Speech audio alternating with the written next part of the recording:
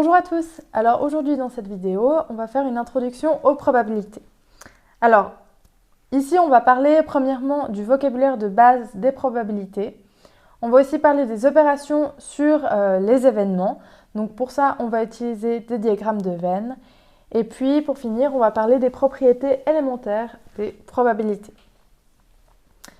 Alors premièrement, on va faire la partie vocabulaire. Donc déjà, pour mettre un petit contexte, on va prendre un exemple. Je dis qu'on va tirer un dé à six faces. Et puis, on veut savoir, du coup, quelle est la probabilité d'obtenir un nombre pair quand on lance un dé. Donc, avec ce contexte, il va y avoir tout un vocabulaire. Donc, premièrement, l'expérience aléatoire. Donc ici, l'expérience aléatoire en tirant un dé, tirer un dé, en fait, c'est aléatoire parce que chaque fois, on va avoir un autre résultat. On va avoir peut-être le 1 qui vient en premier, après on retire le dé, peut-être qu'on va avoir un 4, on va peut-être avoir un 2, etc., etc. Donc en fait, c'est aléatoire. Ensuite, l'univers.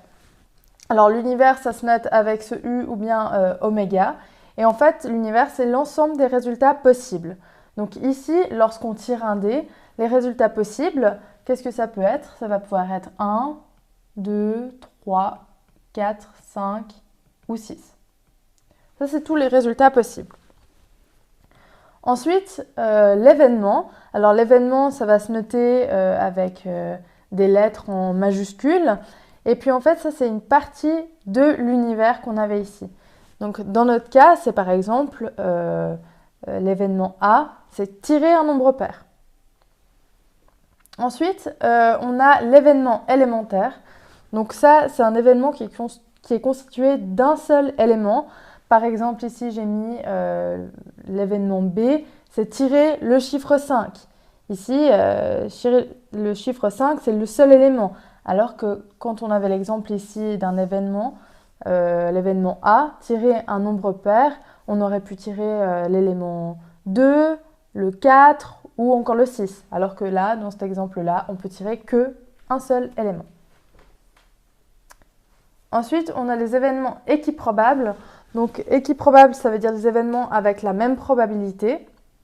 Donc, par exemple, dans notre cas des dés, quand on tire un dé, on a exactement la même probabilité de tomber sur le 1 que sur le 2, le 3, le 4, le 5 ou le 6. On n'a pas plus de chances de tomber sur le 3, par exemple. Donc, dans ce cas-là, en fait, il va y avoir pour conséquence que la probabilité de l'événement, ça va être égal au cardinal de A divisé par le cardinal d'oméga. Donc, en gros, tout ça, ça veut dire le cardinal de A, en fait, c'est le nombre d'éléments que contient l'événement A. Et puis, le cardinal de oméga, c'est en fait le nombre d'éléments de l'univers. Donc, si on reprend notre exemple des dés, alors, on avait dit que A, c'était tirer un nombre pair. Alors, cardinal de A.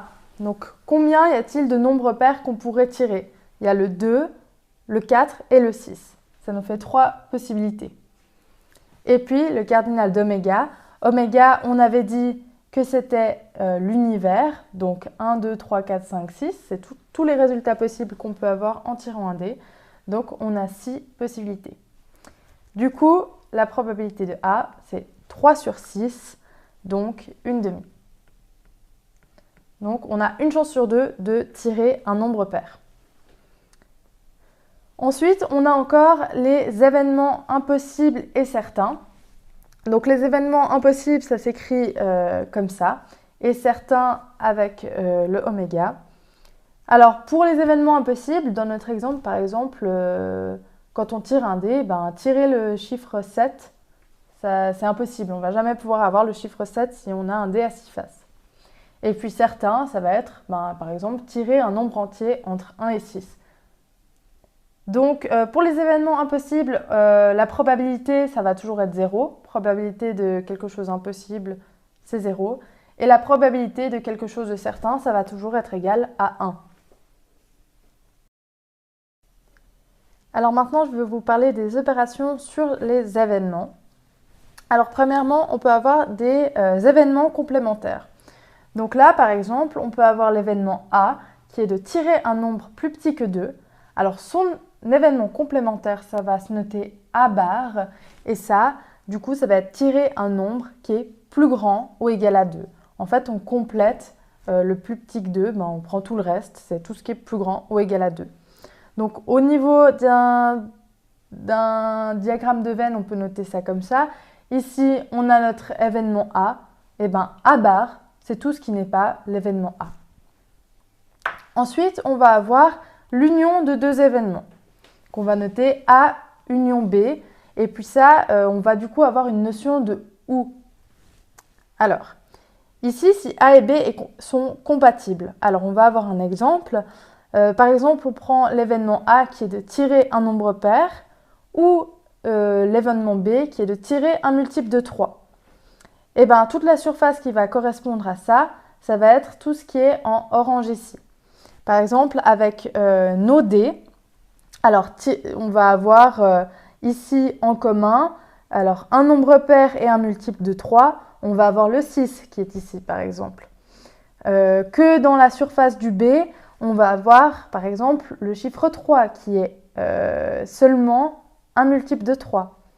Dans seulement la partie du A qui est ici, on va avoir par exemple le chiffre 2 et 4, vu qu'ils sont uniquement un nombre pair, mais pas multiple de 3.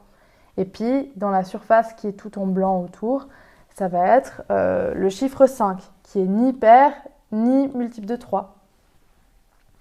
Ici, lorsque A et B sont incompatibles, on va de nouveau avoir un exemple, par exemple l'événement A qui est de tirer un nombre pair ou l'événement B qui est de tirer un nombre impair. Jamais il va pouvoir y avoir une intersection comme il y avait ici, vu qu'un nombre ne peut jamais être pair et impair en même temps.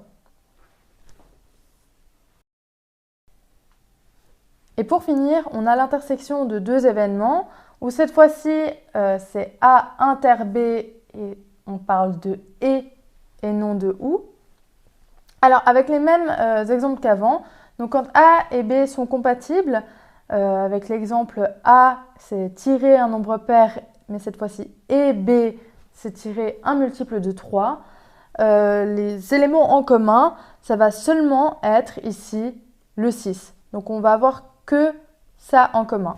Ça se note A inter B. Et puis, lorsque A et B sont incompatibles, tirer un nombre pair et tirer un nombre impair, ça ne se produit jamais. C'est pour ça qu'on n'a pas de surface en orange. Dernier point maintenant, c'est ce qui concerne les probabilités importantes. Donc premièrement, il faut savoir que la probabilité de A, donc d'un événement, c'est toujours compris entre 0 et 1. Après, en B, on a que la probabilité de non-A, c'est en fait 1 moins la probabilité de A. Donc si on a une chance sur 6 de tirer le chiffre 1 quand on lance un dé, eh bien on a 5 chances sur 6 de ne pas tirer le 1. Ensuite, ici, la probabilité de A union B, en fait, ce sera la probabilité de A plus la probabilité de B moins la probabilité de A et B. Donc ça, par contre, si A et B sont incompatibles, on aura simplement que la probabilité de A union B, en fait, c'est la probabilité seulement de A plus la probabilité de B, et on enlèverait ça. Donc, je rappelle si c'est incompatible. Et puis aussi, j'aimerais peut-être rajouter que si tous les événements sont mutuellement incompatibles, donc qu'on ait par exemple quelque chose comme ça, on a 4 événements incompatibles, donc mutuellement incompatibles, la probabilité de l'union de tous ces événements, ce sera en fait la somme des probabilités de chaque événement. Ensuite, pour le point D, on a que la probabilité de A et B, c'est égal à la probabilité de A fois la probabilité de B si A et B sont indépendants. Si jamais la notion d'indépendance et incompatibilité, c'est pas clair pour vous, je vous renvoie à une vidéo que j'ai déjà faite et le lien, je vous le mets en description. Et pour le point E, la probabilité de non A union non B, c'est comme la probabilité de non A et B. Donc c'est égal aussi à 1 moins la probabilité de A inter B. Et puis, pour finir, le point F, la probabilité de non A inter non B, c'est comme la probabilité de A union B, tout ça avec une barre. Et ça, c'est aussi égal à 1 moins la probabilité de A union B. Donc voilà, cette vidéo sur l'introduction aux probabilités est maintenant terminée.